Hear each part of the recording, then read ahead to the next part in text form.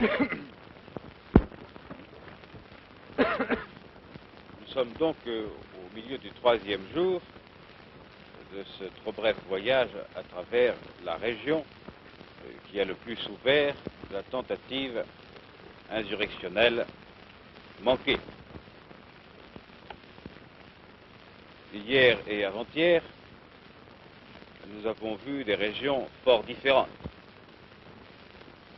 aussi bien par le tempérament des populations, par l'aspect du relief, et soit à Aris, soit à Funtoub, soit à Tkout, nous avons pu faire une sorte de pèlerinage là où l'on avait vu les conclusions à tirer de ces 2 jours et demi. Il serait bien prétentieux de vouloir les appeler définitives.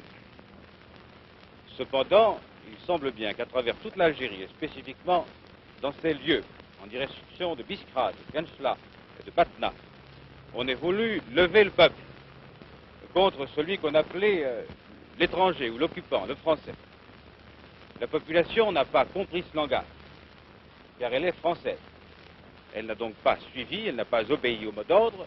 De ci, de là, elle a hésité, mais dans peu d'endroits. Et si elle a hésité, c'est en raison de ce drame que nous connaissons bien depuis tant d'années, quand la force semble pencher d'un côté, souvent la masse ignorante ne sait plus où se trouve son devoir. Il est donc de notre devoir à nous de faire peser la force du côté de l'ordre, du côté de la France, du côté de la concorde entre les citoyens. Nous ne voulons pas atteindre la masse de la population. Nous ne voulons pas la frapper. Nous voulons même l'épargner, au risque, le cas échéant, de perdre certains atouts dans la recherche des coupables. D'abord, nous avons voulu en toutes circonstances que la population n'ait pas à souffrir de la présence parmi elles, de la présence d'agents de caractère terroriste, cela est indéniable. Mais cette précaution ne peut aller au-delà des autres nécessités qui nous incombent. Et il faut que les populations comprennent qu'elles doivent nous aider ou bien qu'elles s'exposent par la force des choses et malgré notre volonté à souffrir davantage de la situation présente. Sans le concours des populations, rien n'est tout à fait possible, sans aucun doute, mais les premières victimes, si elles n'agissent pas dans ce sens, ce sera elles. Et comme notre devoir est de les en prévenir, nous ne manquons pas une occasion de le faire. Nous ne frapperons donc pas d'une manière collective. Nous éviterons tout ce qui pourrait apparaître comme une sorte d'état de guerre. Nous ne le voulons pas.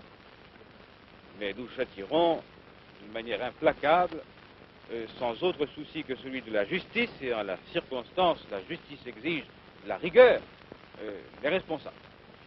Et tous ceux qui seront surpris, agissant d'une façon évidente, par le moyen des armes contre l'ordre, doivent savoir que le risque pour eux est immense, dans leur vie, dans leurs biens, et si nous le regrettons, puisque ce sont nos concitoyens, ils sont soumis, comme tout criminel, à la loi, et la loi sera appliquée.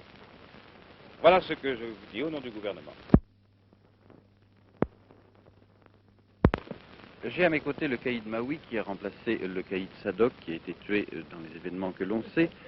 Voulez-vous nous rappeler, monsieur le caïd, ce qui s'est passé dans la nuit du 9 au 10 novembre? Voilà, j'ai été installé le 8 novembre. Le 9, j'ai dû passer une nuit très calme. La nuit du 9 au 10, nous étions attaqués par surprise par des rebelles à 1h50 du matin. J'ai organisé une discipline très efficace à l'intérieur de mon poste. Vous aviez combien d'hommes? J'ai un nombre environ en tout de quinzaine de types. Oui. Moi compris. Alors à cela, j'ai des moyens pour me défendre. J'ai des grenades et des armes automatiques mitraillettes et quelques armes individuelles. Alors de là, j'ai combattu contre ces rebelles du 1h50 du matin jusqu'à 4h30 du matin. Ces derniers, ils ont été retirés et à 4h30, j'ai envoyé des patrouilles à circuler aux abords du village. On n'a rien trouvé et de là, on a pris la vie normale. Ça. Vous avez eu des pertes dans vos hommes? J'ai un blessé qui a été la sentinelle au moment de l'attaque par surprise et un centenaire qui a été tué au côté de l'école qui se trouve environ de moi à 200 mètres. Et depuis cette nuit-là, il ne s'est rien passé? Depuis cette nuit-là, c'était une nuit après, il y a eu un petit accrochage très simple de quelques patrouilles qui sont venus vadrouiller ici avec le mitraille. Ces gens, ils sont retirés sans laisser les faire. Monsieur le caïd, je vous remercie. Je vous en prie.